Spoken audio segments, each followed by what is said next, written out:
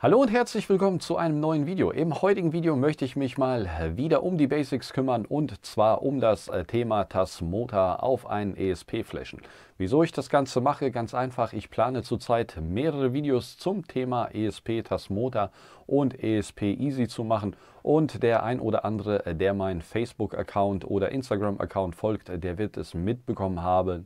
Ich bin derzeitig fleißig am Basteln und bei diesen Projekten setze ich vorzugsweise den ESP 8266 mit Tasmota bzw. mit der ESP Easy Firmware ein.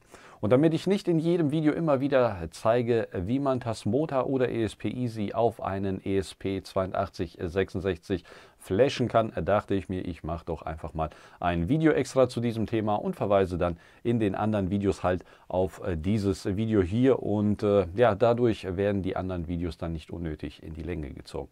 Also, was gibt es heute zu sehen? Zum einen, wie gesagt, wie man Tasmota auf ein ESP 8266 flashen kann, welche Firmware man dazu benötigt, beziehungsweise wovon die Auswahl der Firmware abhängig ist, denn man kann nicht einfach immer die gleiche Standard-Firmware flashen, denn das ist, wie gesagt, von einigen Sachen abhängig und wovon das genau abhängig ist, das möchte ich euch heute in diesem Video natürlich auch zeigen. Außerdem, was man benötigt, damit das Ganze überhaupt funktioniert, das heißt, welchen Treiber benötigt ihr für euren Computer, damit ihr einfach den ESP an euren Rechner anschließen könnt, damit der den auch erkennt bzw. das Board dann erkennt. Außerdem erzähle ich euch, wann ihr einen FTDI-Adapter benötigt und wann nicht. Dann noch so ein paar Grundlagen, die man beachten sollte und ein paar Hintergrundinfos zu Tasmota. Und ich gehe auch noch einmal kurz mit euch zusammen die diversen Einstellungen in Tasmota durch und erzähle euch ein bisschen was zu diesen einzelnen Punkten. Also, falls euch das Thema Tasmota interessieren sollte, bleibt dran. Nach einem kurzen Intro geht's los und denkt dran, falls euch das Video gefallen oder geholfen haben sollte, würde ich mich über ein Abo und ein Daumen hoch sehr freuen. In diesem Sinne viel Spaß mit dem Video und denkt dran, dieses Video verfügt über Sprungmarker, so könnt ihr in die Bereiche springen, die euch interessieren und alles andere könnt ihr dann überspringen, falls ihr das möchtet. Also bis gleich und viel Spaß mit dem Video.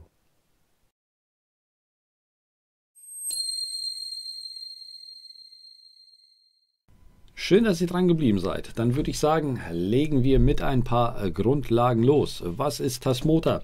Tasmota ist eine Firmware, das heißt eine Software, die extra für die ESP-Chips hergestellt wurde. Das Ganze hat 2016 begonnen und hatte zum Ziel, die Sonoff-Geräte per MQTT in die diversen Smart Home Zentralen zu integrieren und mit einer neuen Firmware zu betreiben, damit sie Cloud- und Hersteller unabhängig funktionieren.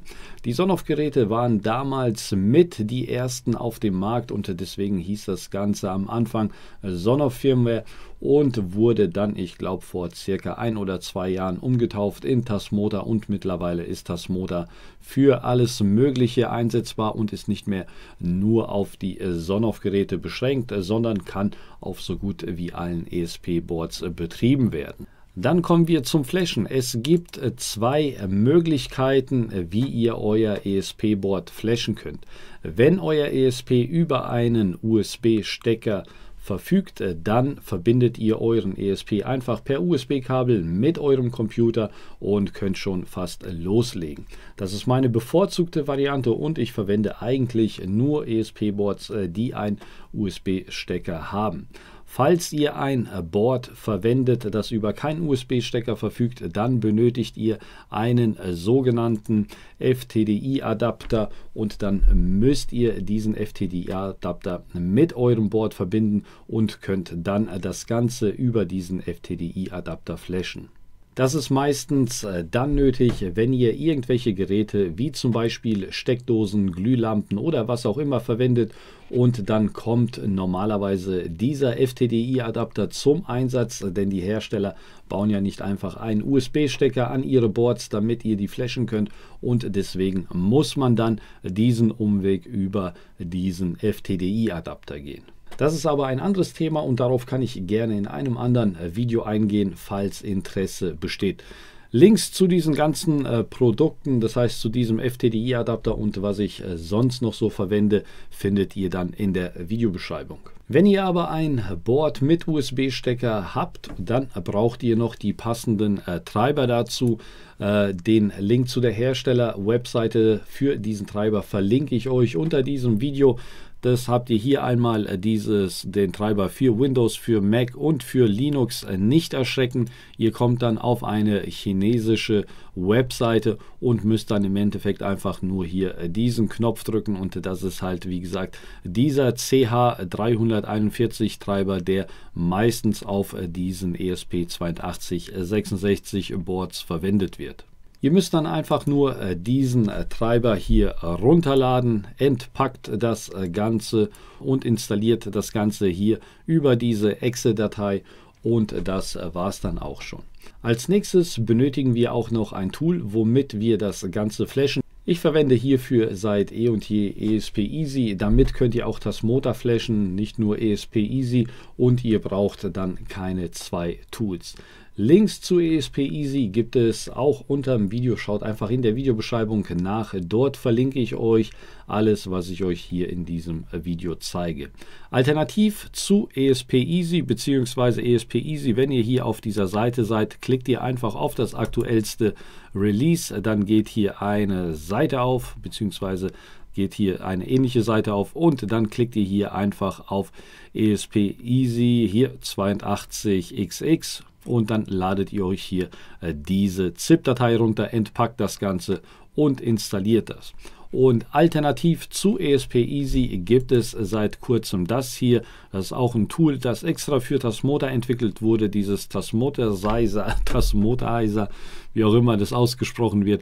Dort ladet ihr euch einfach eure Exe-Datei runter und startet. Müsst das Ganze also nicht installieren, könnt es dann einfach starten und dann könnt ihr die passende Firmware auswählen, was ihr hier auf euren ESP installieren wollt. Heißt also, ihr ladet euch einfach das Tool eurer Wahl herunter und installiert es, aber noch nicht starten. Als nächstes benötigt ihr die richtige Firmware, das heißt, welche Tasmota Firmware wollt ihr einsetzen. Dazu müsst ihr euch zuerst mal im Klaren sein, was ihr überhaupt machen wollt. Normalerweise ist es so, ihr nehmt einfach die Standard Tasmota Firmware und könnt einfach loslegen. Aber das funktioniert leider nicht immer so einfach, sage ich mal, denn Tasmota wurde vor einiger Zeit unterteilt in verschiedene Firmwares, da Tasmota immer größer und mächtiger geworden ist und die ganzen Sensoren, Aktoren und so weiter einfach nicht mehr in eine einzige Firmware gepasst haben. Das Problem ist, dass der Speicher für das OTA-Flashen begrenzt ist und da hat man sich dann irgendwann mal dafür entschieden, die Firmware zu entschlanken und dafür mehrere zur Verfügung zu stellen. Das Ganze war sehr clever, hat aber zu einigen Problemen geführt, vor allem wenn man zwei verschiedene Geräte an einem ESP betreiben wollte, die sich nicht in ein und derselben Firmware befinden. Das kommt häufig bei Sensoren und Displays vor. Das führt dann nämlich zu Problemen, besonders bei Leuten, die sich mit dem Thema Kompilieren nicht auskennen und auch sonst mit Programmieren nicht wirklich viel am Hut haben, aber das ist ein Thema für ein separates Video und wird im nächsten Teil behandelt. Also, falls euch das Thema interessiert, nicht vergessen, den Kanal zu abonnieren, um das Video dann nicht zu verpassen.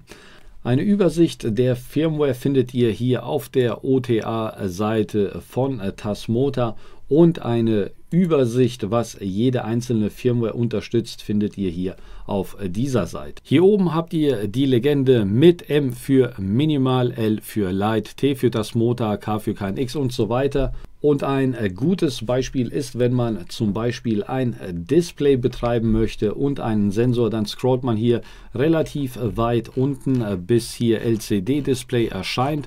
Und hier kann man sehen, LCD-Display, also wenn man das betreiben will, dann braucht man hier die Display-Firmware, denn dieses Display oder die Unterstützung für das Display ist nur in dieser Display-Firmware vorhanden und in allen anderen Firmware-Versionen ist das Ganze nicht vorhanden. Das bedeutet, falls ihr so ein LCD-Display betreiben wollt mit einem ESP und mit Tasmota, dann müsst ihr euch halt diese Firmware hier runterladen, also diese Display-Firmware. Die Display-Firmware findet ihr dann hier, wie gesagt, unter Tasmota, und dann gibt es hier eine Tasmota-Firmware, die Tasmota Display Bin Firmware, und dann müsst ihr die nehmen. Wenn ihr zum Beispiel einen DS18B20 Sensor, also so einen Temperatursensor anschließen wollt, dann müsst ihr hier auf dieser Seite zum Beispiel nach diesem Sensor suchen, das heißt mit Steuerung F das Suchfenster öffnen und dann tragt ihr einfach mal DS18 ein, und dann seht ihr, falls ihr diesen DS18 Sensor verwenden wollt, dieser ist verfügbar in der Tasmota Firmware, also hier unter T, dann in der KNX-Version, in Sensor-Version und in der D-Version. Bedeutet, je nachdem, was ihr anschließen wollt, kann es nötig sein, dass ihr eine spezielle Firmware herunterladet, damit euer Sensor oder euer Aktor unterstützt wird. Falls ihr euch dann die richtige Firmware ausgesucht habt, könnt ihr mit dem Flashen beginnen. Ich verwende jetzt mal hier zur Demonstration die Standard Tasmota Version in der deutschen Fassung. Das heißt, wenn ihr hier runter scrollt, gibt es hier irgendwo eine Tasmota.de Version, und dann könnt ihr die einfach runterladen und dann flasht ihr die. So, hier ist die. Heißt einfach hier draufklicken, dann wird das Ganze hier als Bin-Datei runtergeladen, und dann können wir das Ganze auch gleich flashen. Das Flashen jeder Firmware ist im Endeffekt immer gleich. Das heißt, ob ihr jetzt die Display oder ob ihr die KNX-Version runterladen und flashen wollt, die Vorgehensweise ist immer dieselbe. Auch die Oberfläche sieht immer gleich aus. Es geht nur darum, welche Bibliotheken in dieser Firmware integriert sind und welche nicht. Äußerlich ändert sich, wie gesagt, nichts an der Firmware. Das heißt, es spielt keine Rolle, welche Firmware ihr aussucht. Es muss nur es muss nur für die richtigen Sensoren oder Aktoren geeignet sein. Noch ein wichtiger Hinweis: Manchmal kann es vorkommen, dass das OTA-Flashen oder das Updaten nicht richtig funktioniert, weil der Speicher zu klein ist oder ihr sonst irgendwelche Fehlermeldungen erhaltet. Dann gibt es meistens zwei Möglichkeiten, die helfen. Zum einen könnt ihr zuerst mal die Minimal-Firmware installieren. Wenn diese dann installiert ist, dann könnt ihr es probieren und nochmal die normale Firmware installieren. Das heißt, um die Minimal-Firmware zu installieren, geht ihr hier einfach zu Firmware Update und sagt dann hier tasmota-minimal.bin. Das heißt, dieser Link wird einfach abgeändert, damit das hier drin steht. Das heißt, hier steht ja der Link auch drin. Also wir haben hier irgendwo die Minimal, und damit das Ganze funktioniert, müsst ihr halt diese URL in euer OTA-URL-Fenster eingeben, und dann startet ihr das Updaten, und dann wird auf euren ESP diese Firmware zuerst mal installiert. Und wenn ihr das gemacht habt, dann könnt ihr es nochmal probieren, indem ihr dann hier wieder eure normale Tasmota zum Beispiel DE-Version runterladet. Das heißt, dann ändert ihr den Link hier auf DE, und dann sollte das Ganze funktionieren.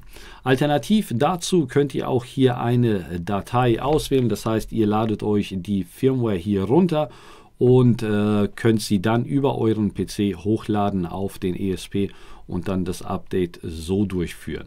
Falls diese Variante nicht funktioniert, was bei mir am häufigsten funktioniert hat, ist, wenn ich hier nicht die Bin-Datei genommen habe zum Updaten, sondern die gezippte Datei. Das heißt, wenn ich hier zum Beispiel die deutsche Version haben will, dann lautet die URL wie folgt. Dann muss ich das hier ersetzen, tasmota-de.bin, und mache dann hinten nochmal ein GZ dran. Das heißt, hier einfach .gz hintippen, und dann holt er sich diese gezippte Datei, die ist um einiges kleiner, und dadurch kann er das Flashen bzw. das Updaten meistens ohne Probleme durchführen. Also diese zwei Möglichkeiten habt ihr, falls ihr Probleme haben solltet, euren ESP abzudaten.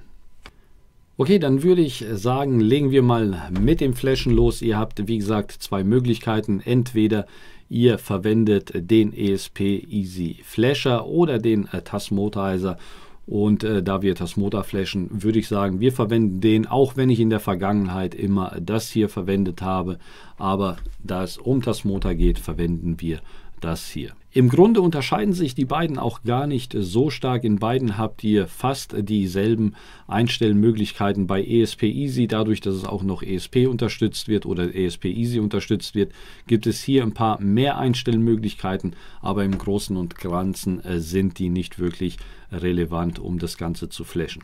Also, wir öffnen ganz normal das Programm, bestätigen das und dann sollte sich das hier öffnen. Falls ihr den Treiber für den ESP richtig installiert habt, sollte hier der COM-Port sichtbar sein.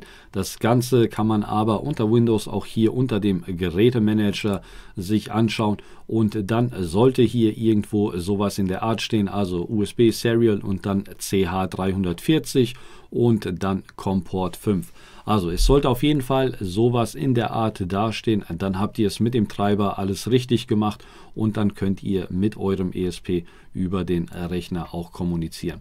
Achtet auch darauf, dass ihr ein USB-Kabel verwendet, das die Kommunikation unterstützt, also Datentransfer unterstützt und nicht nur eins, was zum Beispiel zum Laden verwendet werden kann, denn es gibt nämlich unterschiedliche USB-Kabel und das kann manchmal zu Verwirrungen führen.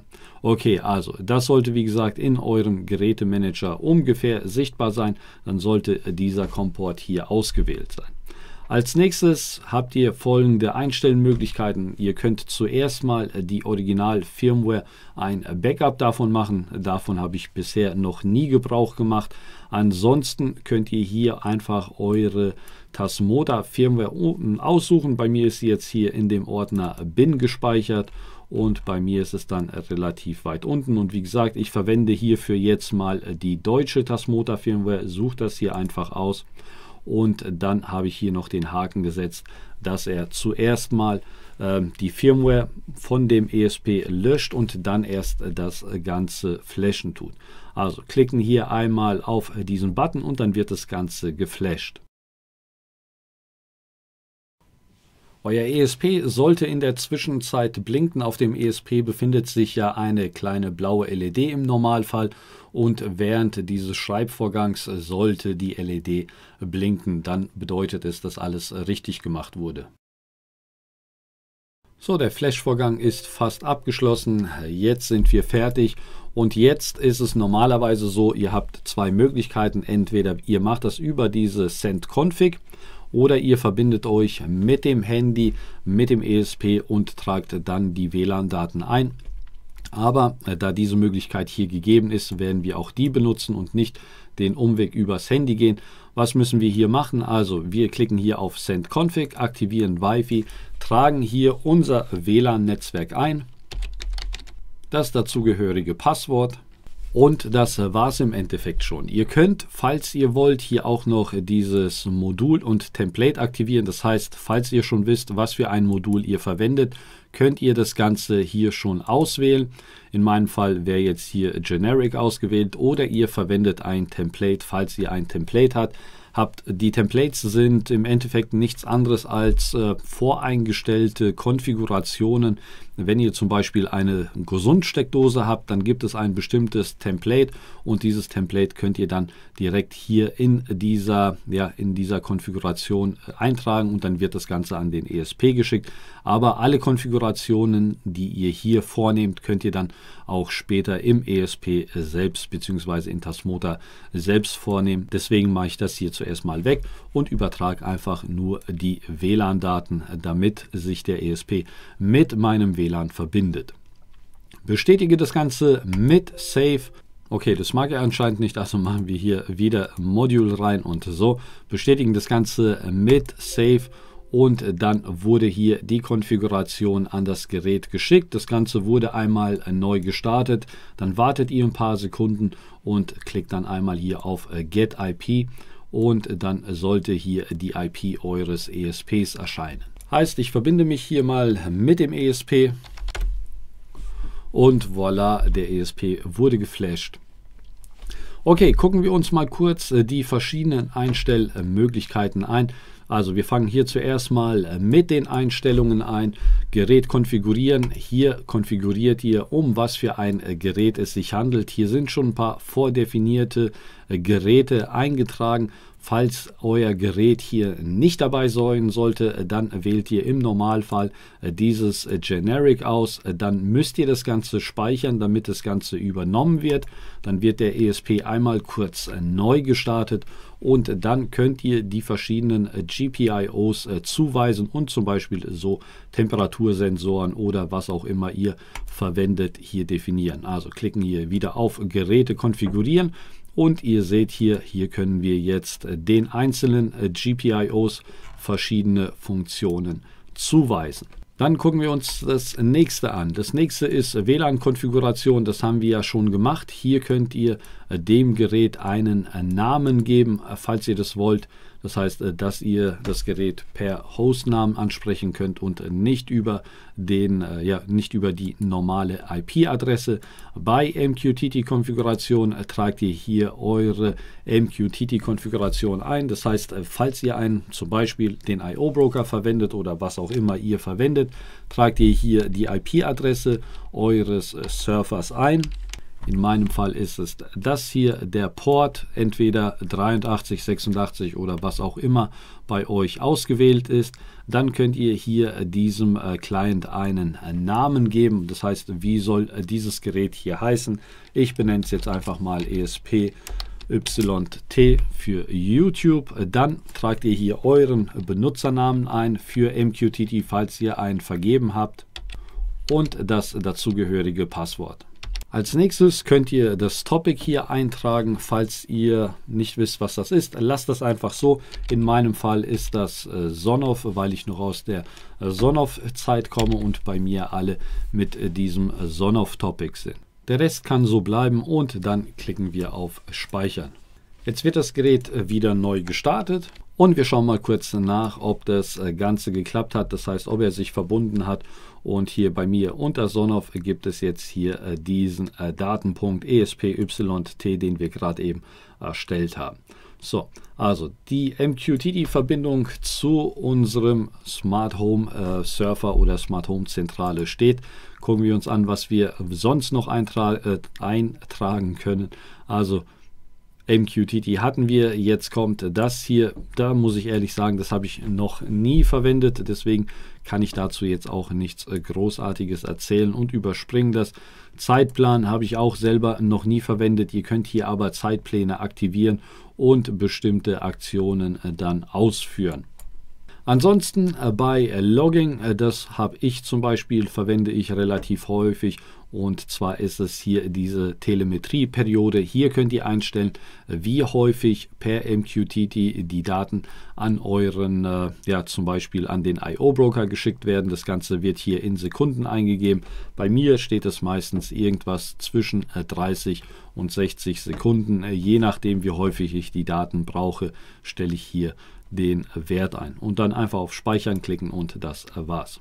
Dann bei Sonstiges, hier könnt ihr zum Beispiel diese Vorlagen einbinden bzw. hier reinkopieren. Falls ihr wie gesagt eine Gesundsteckdose habt, dann könnt ihr hier die vorkonfektionierte Vorlage verwenden und euer Gerät hiermit einbinden. Nicht vergessen, wenn ihr das hier eingebunden habt und hier irgendetwas eingetragen habt, dann nicht vergessen, hier den Haken zu setzen. Ansonsten ist diese Vorlage nicht aktiv und ihr sucht euch dumm und dämlich, wieso das Ganze hier nicht funktioniert hat. Ansonsten Passwort für die Web-Oberfläche spricht, glaube ich, für sich. Hier kann man MQTT aktivieren oder deaktivieren, und hier bei Tasmota-Namen, hier kann man auch nochmal einen Namen eingeben. Das heißt, hier steht jetzt Tasmota, das ist der Name von dem hier.